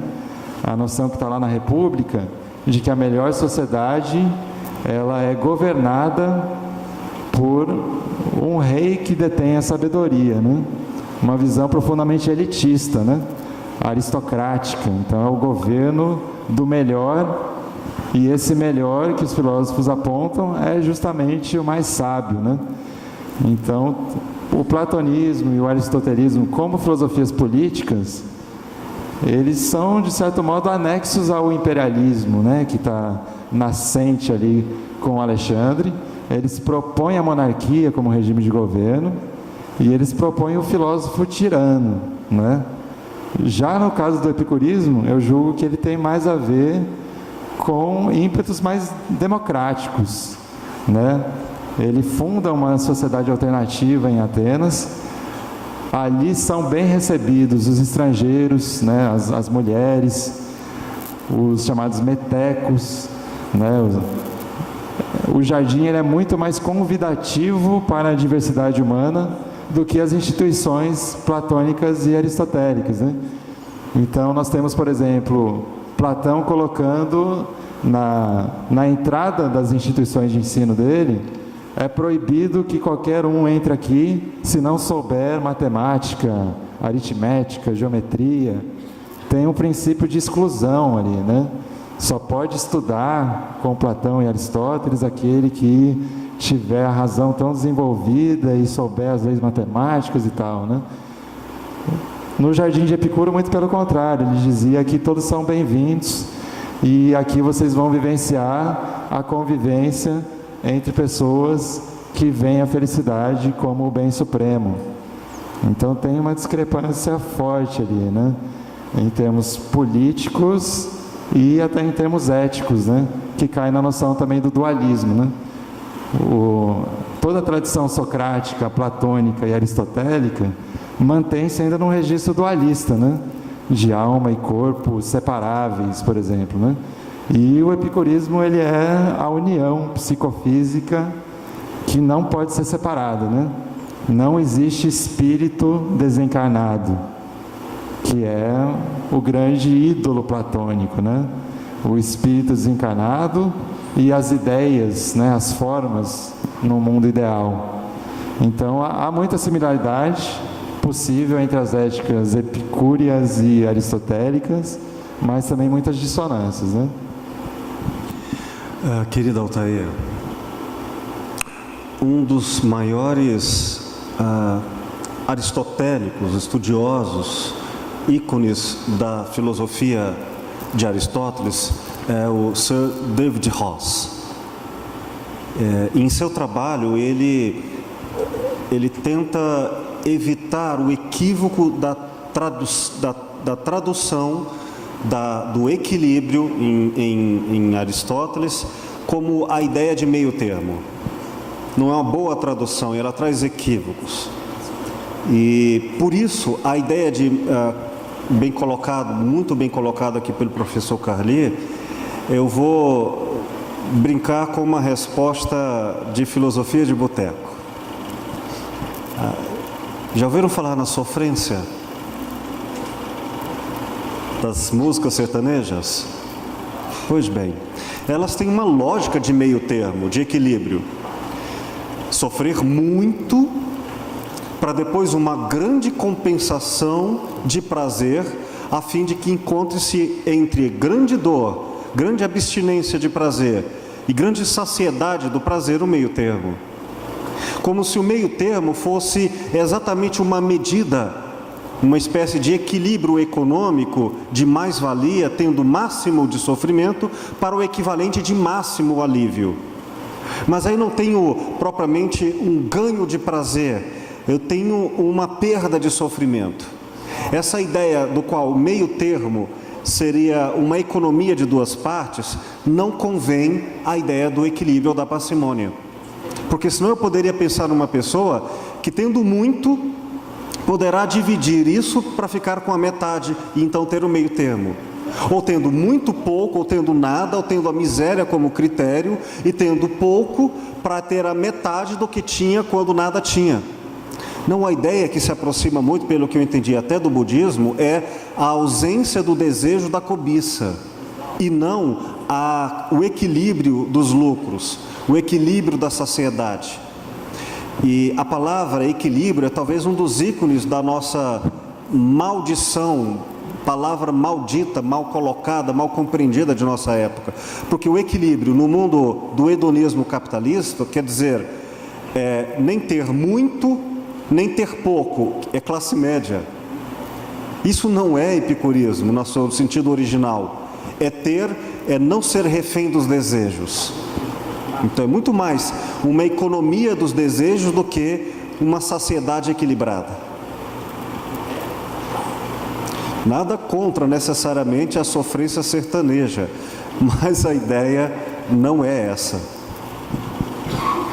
Aproveitando inclusive que você mencionou a questão musical, né? É interessante pensarmos, por exemplo, um dos grandes clássicos do rock and roll, que é Satisfaction dos Rolling Stones, né? Ali o eu lírico da música está sempre reclamando, fazendo um lamento de que ele não consegue satisfação, né? E é isso que o Epicuro buscava curar também, né? Quando ele propõe uma medicina da mente, é porque ele sabe da infelicidade humana, né? Ele conhece muitas pessoas que estão permanentemente insatisfeitas, né? Ainda que pratiquem orgias, que busquem as bebedeiras, os banquetes, né? Às vezes as pessoas que mais procuram os prazeres intensos e o êxtase da festa são as que se sentem profundamente insatisfeitas, né? Como assim um balde cheio de furos, né? Onde você coloca o prazer e ele sempre se esvai, né? No mito grego tem a imagem das Danaides, né? Que é um mito onde elas são condenadas a colher água com um balde furado, né? Então essa é uma música que expressa muito isso, né? Um eu lírico que está sempre em busca de uma satisfação que ele não consegue e que ele só conseguiria talvez se ele fosse sábio à maneira epicurista, né? Boa noite, meu nome é Janete, eu sou psicóloga e professora universitária. Professor Eduardo Cali, eu gostaria de voltar um pouquinho naquela ideia de felicidade em comunidade, né? Então, se fosse possível, eu gostaria de ouvi-lo um pouco mais em relação a essa ideia de vida em comunidade. Que comunidade? Como é essa comunidade? Pensando nos dias atuais em que nós vivemos um extremo individualismo, né? Então, como ter felicidade nesse contexto, pensando nessa ideia de comunidade? Essa é a primeira questão. A segunda é em relação à concepção, então, que o senhor começou a falar de corpo e alma, né? E a psicossomática. Eu tive a impressão que você ia falar um pouco mais de psicossomática, e aí me interessa muito, né? E aí me veio a questão, se a matéria é eterna, e se alma, e se corpo e alma estão integrados, a alma também é eterna? Qual é a visão? Ok, obrigado, Janete, né? Sobre a questão da comunidade, é um tema riquíssimo e eu falaria sobre ele partindo dessa escultura muito interessante que está no Museu do Louvre. Normalmente os filósofos são representados pelos artistas sozinhos, né? Epicuro foi representado, como vocês veem nessa escultura, junto com o seu grande amigo, que era Metrodoro, né? E a partir desse exemplo a gente pode pensar muito como que era o convívio amigável dos epicuristas nessa comunidade, né? O apego que eles tinham aos seus discípulos, aos seus pupilos e aos seus grandes amigos, né? O que se conta, por exemplo, é que Epicuro tinha essa visão da morte que eu já expus para vocês, que a morte para o sujeito que morre não é um mal, não é um sofrimento, porém para aqueles que ficam e que perdem o ente amado, certamente a morte do outro é uma experiência dolorosa, né? E o Epicuro sobreviveu ao Metrodoro, né? E nessa ocasião ele decidiu fazer assim uma preleção para toda a comunidade, dizendo: nós não acreditamos na imortalidade da alma, porém nós queremos celebrar aqueles que viveram conosco nesse convívio amigável.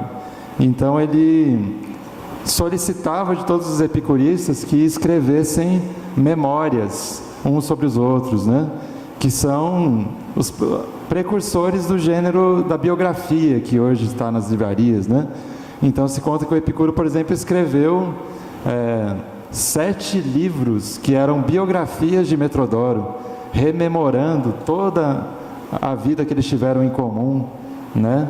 E que quando o Epicuro estava morrendo também, que ele se deitou numa banheira e pediu vinho para falecer também com certo prazer, ele dizia: estou sofrendo muito no meu corpo, mas na minha alma eu levo a gratidão pelo convívio amigável que nós tivemos nesse espaço, né? E aí sobre isso tem um texto muito interessante do professor José Américo Peçanha, que é As Delícias do Jardim, né? Como funcionava essa comunidade. E ele diz o seguinte: primeira coisa, a inscrição, né, na entrada desse espaço de convivência, dessa escola filosófica que era o jardim, né? Estava escrito: estrangeiro, aqui te encontrarás bem, aqui reside o prazer, o bem supremo. Então Epicuro era totalmente contrário a qualquer tipo de xenofobia, que é um dos grandes problemas que vivenciaremos no século XXI, com a crise de refugiados que temos atualmente, né? Com a pior crise de refugiados desde a Segunda Guerra Mundial.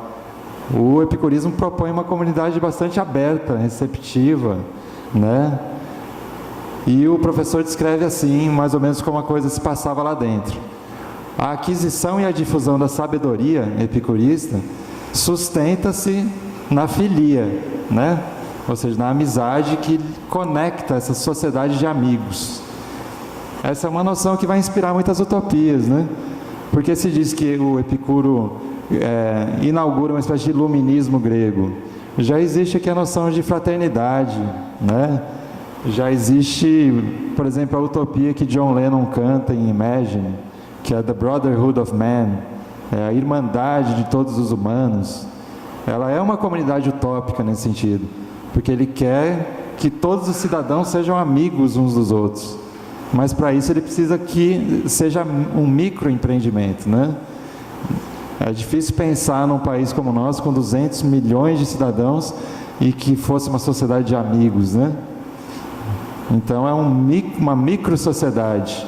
E nesse sentido ele até se veicula a certas utopias anarquistas ou autogestionárias, que têm ideais que naquele espaço funcionam, mas no espaço mais amplo, não. Atenas é uma coisa, a sociedade epicurista é outra, né?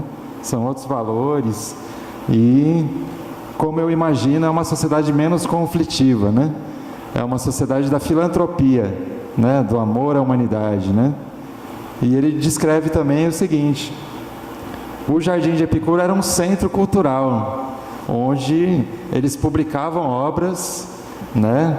E disseminavam as cartas, os panfletos para todo mundo conhecido, né? Então ali funcionava uma espécie de, digamos, editora, né? Onde esses pensamentos deviam sair dos limites de Atenas e se disseminar, como fizeram, chegaram a Roma, chegaram à Judéia, chegaram ao Oriente Médio, né? Era um centro de difusão. Então tinha um cuidado com a linguagem, né? Então o Peçanha diz o seguinte: esse amor à humanidade, essa filantropia e esse processo de libertação, de conquista de uma serenidade sábia, ela também se constrói em tramas de linguagem que vão tecendo um discurso luminoso da verdade, né? Isso vai inspirar imensamente os poetas, né? Alguns dos melhores poetas da história, para o meu gosto pelo menos, são Lucrécio e Horácio, né? Que são poetas romanos profundamente impregnados dessa noção epicurista, né? De um discurso luminoso, né? E aí ele diz: nessa comunidade você vai tecer, né? Você vai resgatar o passado, como ele fez com a vida de Metrodoro, e vai urdir o futuro. Então acho que existe uma certa utopia nessa comunidade que eles fundaram, né? E que é totalmente diferente daquelas calúnias e difamações que o partido da oposição retrata como sendo o Jardim de Epicuro, né? Como uma área livre de busca dos prazeres mais excessivos, né? A gente percebe aqui que é uma comunidade que busca, de certo modo, institucionalizar a amizade daqueles que estão conectados pela busca da sabedoria e da felicidade, né? Ainda que o contexto externo não seja exatamente favorável, né? Pode ser muito adverso, pode ter muitas guerras, pode ter o imperialismo rolando, né? Mas eles, nessa sociedade alternativa, que até evoca o Raul Seixas, de certo modo, ali, onde o prazer faz a lei, né? Eles criam uma espécie de utopia na prática, né? Então esse é um ideal que eles propõem para o futuro. E a sua segunda questão sobre o vínculo de corpo e alma, né? Então uma das expressões que melhor manifesta isso, e aí a gente já entra um pouco no âmbito do espinosismo, né? É a noção mente sã em um corpo são, né? Tem algumas imagens que expressam isso, assim, né? E então muitos pesquisadores indicam que o epicurismo vai inspirar, por exemplo, em Spinoza, essa noção da ética que não pode se concentrar somente na alma, né? A ética tem que envolver o organismo por completo, né? Então, eu diria que há uma filosofia terapêutica, né, monista, psicossomática, que atravessa a história, né? Que tem o Epicuro como um dos seus precursores, mas que vai se manifestar também em Spinoza e posteriormente em Nietzsche, e também em várias correntes psicoterapêuticas, William Reich, por exemplo, né? Então tem um trechinho, por exemplo, da Marilena Chauí, Desejo, Paixão e Ação, na Ética de Spinoza. Um excelente livro de uma das maiores filósofas do Brasil, né? Então ela diz, para Spinoza, e podemos também dizer que para Epicuro é assim também, a mente não é uma realidade independente de seu corpo. A mente é consciência dos movimentos, das mudanças, das ações e reações de seu corpo, sob a ação de causas internas e externas. Então a mente é consciência da vida do corpo, e inclusive consciência de ser consciente disso, né? A reflexão, né? E o conceito de afeto, que é muito importante no Spinoza, tem a ver com isso, né? Ele se aplica ao corpo e à mente, né? Os afeta em conjunto, ainda que a expressão corporal e a expressão psíquica possa ser distinta, né? E aí, essa noção de mente sã, um corpo são, com certeza na comunidade epicurista era um dos grandes objetivos do convívio, né? Então a Shaui ainda diz isso. Longe de considerar que a expansão da potência corporal corresponderia a uma diminuição da potência psíquica, essa é a ideia religiosa de pecado e vício, né? Spinoza e Epicuro são contrários a essa noção, né? Ambos foram rebeldes e polêmicos em relação a uma certa ortodoxia religiosa, que fala que quanto mais você torturar o seu corpo, quanto mais você mortificar a sua alma, mais você vai estar purificando a parte imortal do seu ser. Que é a ética que a gente chama de ascética, né? Aquele que pratica uma ascese automortificante, né? Para conquistar uma recompensa transcendente. Tanto Epicuro como Spinoza estão digamos, uma doutrina totalmente oposta à ascética, né? É a doutrina do hedonismo altruísta que eu estava dizendo, né? E então o Spinoza afirma que a potência do corpo e a potência da alma aumentam e diminuem juntos e simultaneamente, né? E a Shaui diz, pela primeira vez na história da filosofia, corpo e mente são ativos ou passivos, juntos e por inteiro, em igualdade de condições e sem relação hierárquica. Isso é importante, né? Porque o platonismo e o cristianismo, que Nietzsche dizia ser platonismo para o povo, eles instauram uma hierarquia, ou seja, o corpo vale menos, a alma vale mais. O que importa para o sujeito é purificar a sua alma, que é a sua parte imortal, e de preferência mortificando o seu corpo, né? Jamais você vai se dar licença para gozar os prazeres da carne, que eles chamam de pecados da carne, né? Então o epicurismo é uma doutrina anti-ascética, né? Ele é um hedonismo que ele propõe os nossos corpos, as nossas mentes têm a sua potência de existir e de conviver aumentadas por esse júbilo, né? E daí tem um outro elemento da sua questão, se a matéria é eterna e a nossa alma é material, será então que nós teríamos, de certo modo, uma alma material, né? Nós poderíamos pensar numa espécie de animismo, talvez, né? Um animismo monista. São termos filosóficos um pouco difíceis, né? Mas o monismo quer dizer que o cosmos como um todo, né? A natureza em sua totalidade, não tem um exterior, né? Não tem um transcendente, não tem um sobrenatural, né? Então nós temos essa oposição entre o monismo epicurista, espinosista, e esse dualismo platônico cristão, né? Que concebe esse mundo físico aqui como uma parte, mas haveria uma dimensão transcendente, imaterial e tudo mais, né?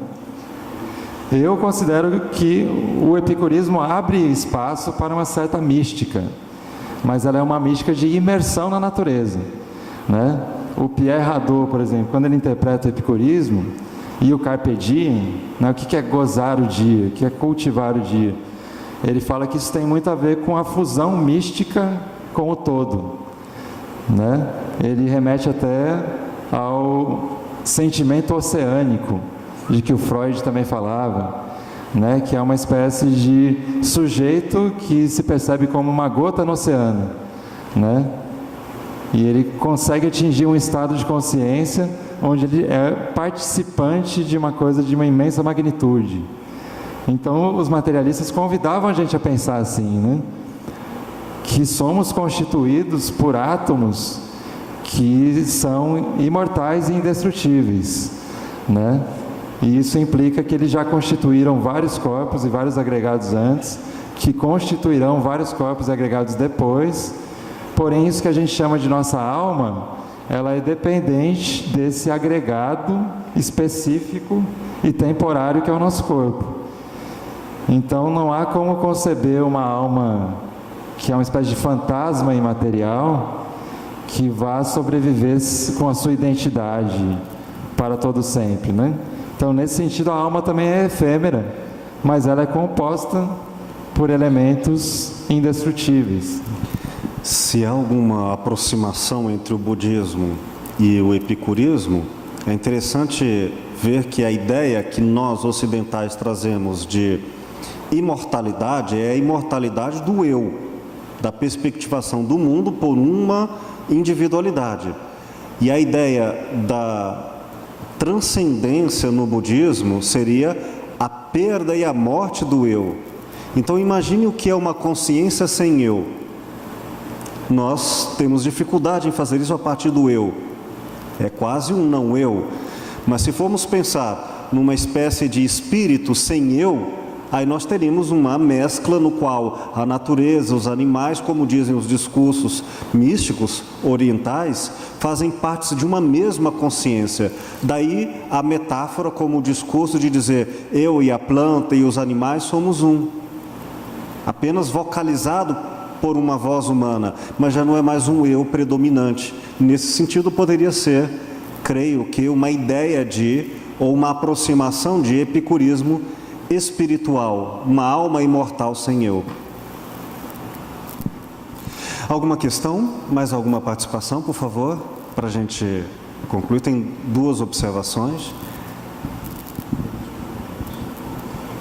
Boa tarde, meu nome é Jessie, curso Psicologia na PUC Goiás. E a minha pergunta é bem difícil pensar satisfação do prazer e não pensar em liberdade. Então eu gostaria de saber como que é essa visão de liberdade para Epicure, uma vez que existe uma discussão ainda vigente nos nossos dias, se há ou não liberdade. Beleza.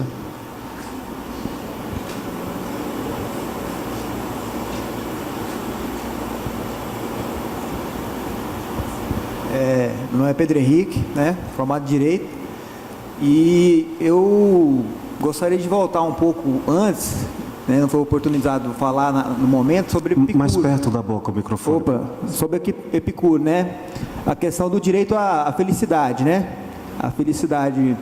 E eu tenho percebido que essa filosofia da felicidade, ela tem sido usada até mesmo pelos tribunais, né, pela a jurisprudência do país, né? E você vê hoje que decisões estão sendo tomadas levando-se em conta o direito à felicidade da pessoa, né?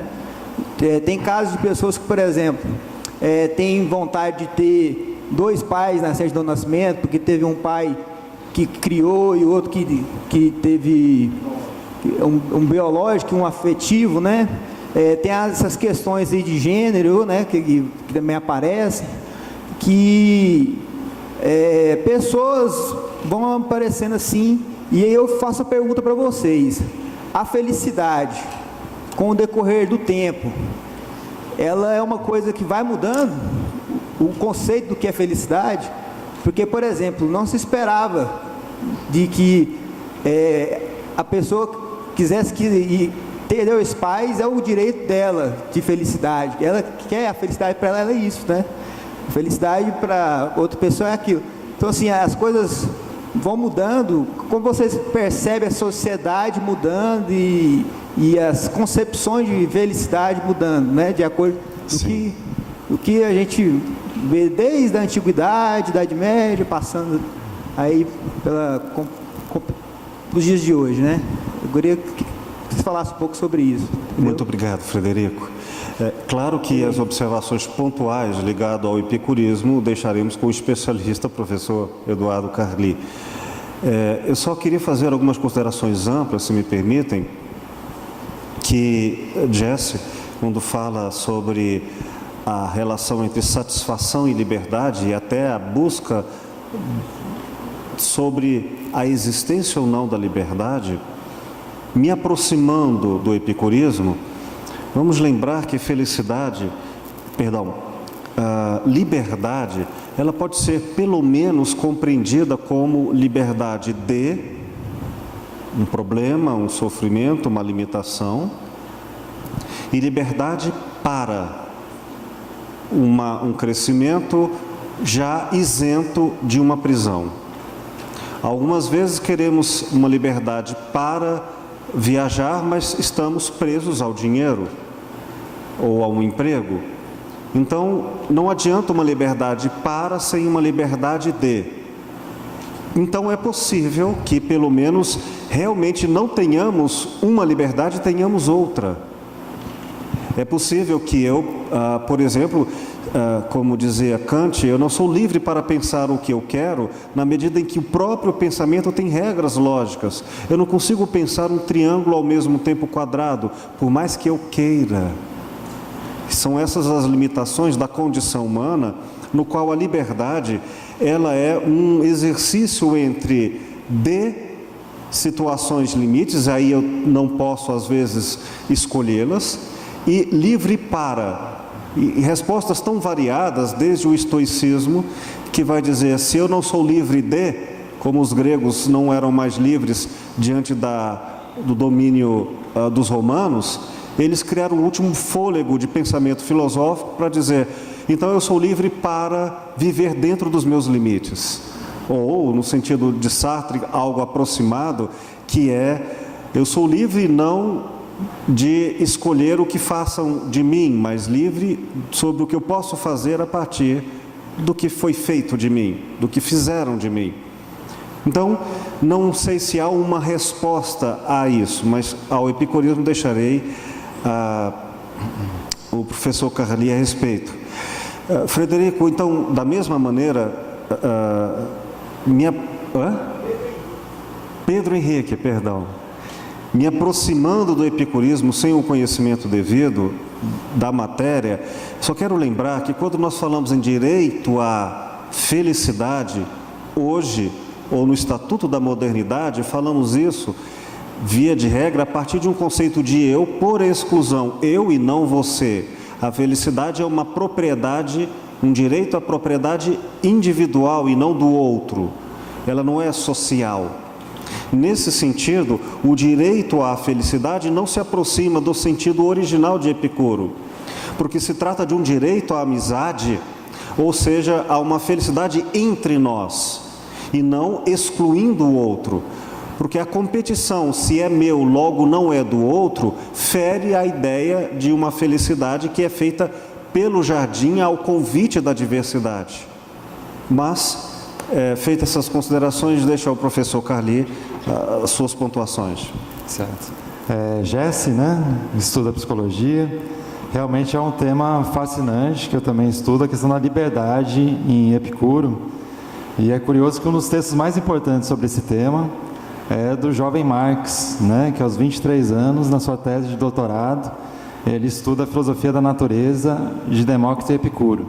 E ele quer compreender também o que eles pensam sobre a questão da liberdade e do determinismo, porque o debate que se dá na filosofia antiga é que a teoria atômica acabaria completamente com a liberdade humana, não haveria livre-arbítrio porque nós somos totalmente determinados pela matéria, e a leitura de Marx é que Epicuro propõe uma saída para que a teoria atômica consiga conceber a felicidade humana vinculada às nossas escolhas livres, Então, na tese de Marx, que vocês podem ler, super complexa a discussão que ele faz, Demócrito afirma o determinismo, Epicuro afirma a liberdade, e ambos no seio da teoria atômica, né? E depois, em Lucrécio, alguns séculos depois, século I a.C., quando ele escreverá da natureza das coisas, ele vai propor um conceito para explicar a liberdade humana, né? E daí, como não tenho tanto tempo, eu apenas recomendo para vocês o texto do Stephen Greenblatt, que se chama A Virada, né? O Nascimento do Mundo Moderno. É um livro que fala sobre como o epicurismo vai impactar na modernidade através da redescoberta do poema de Lucrécio, que ficou perdido por muitos séculos, e onde essa liberdade humana é afirmada, né? E daí uma coisa muito contemporânea que me veio à mente quando você citou a problemática da liberdade, e que é muito debatida na psicologia. Por exemplo, autores como Marcuse e como William Reich.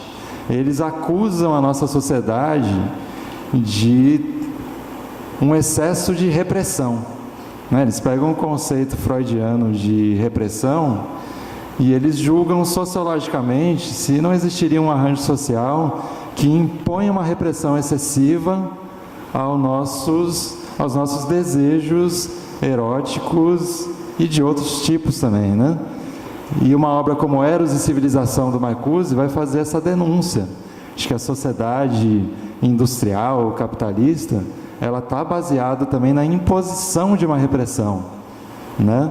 A gente pode lembrar até do Max Weber, da Ética Protestante e o Espírito do Capitalismo, como esse sistema econômico se baseia numa ética do ascetismo, né? De você censurar a si mesmo a busca dos prazeres para que você tenha uma vida econômica, ascética, e você possa juntar capital, como se isso fosse um fim para a sua vida, né? Então eu acho que o Epicuro se conecta um pouco com o Marcuse, com o William Reich, na denúncia de uma sociedade que tem um excesso de repressão e teria um déficit de liberdade que os indivíduos têm todo o direito de reclamar para si, né? O direito de ter júbilo na existência, de procurar os prazeres múltiplos, né, que o Epicuro cita. Então ele fala, por exemplo, os prazeres existem necessariamente numa diversidade, né? Ele fala dos prazeres do ouvido, seja a música, mas também o silêncio, né? Pode ser muito prazeroso você ouvir uma sinfonia e pode ser muito prazeroso você contemplar o silêncio da natureza sentado debaixo de uma árvore, como fazia o Buda. Ele fala dos prazeres dos olhos, as paisagens, as pinturas, as edificações arquitetônicas, né? Os prazeres do nariz, os perfumes, né? As fragrâncias, o cheiro de comida, os prazeres da língua, comidas, bebidas, doces, os prazeres da pele, né? Abraços, beijos, os prazeres da conversação, né? Do amor e da amizade. É uma multiplicidade de prazeres, né? E por que deveríamos ser privados disso? Então, aqueles que querem nos reprimir o gozo desses prazeres, quase sempre o fazem com uma boa dose de obscurantismo religioso, né? Uma boa dose de pregação sobre um outro mundo transcendente que só atingiremos através da censura aos nossos júbilos terrenos, né? Não sei se eu respondo, mas é o que me ocorreu sobre essa questão da liberdade. Acho que Epicuro seria um ativista por sociedades mais liberadas, mais libertárias, e onde houvesse mais direito ao júbilo, né? Nesse sentido. Talvez nos meus termos, com maior liberdade a fim de ter uma liberdade para. Talvez. Uhum. E acho que se conecta ao que o Pedro Henrique disse, né? O direito à felicidade. É muito curioso que esse termo aparece numa polarização de debate político que é muito curiosa, né? Por um lado, o direito à felicidade é vinculado à democracia liberal, né? Eu falei que na fundação da independência dos Estados Unidos da América eles colocam lá o direito a perseguir a felicidade. mas também as utopias comunistas e socialistas, né?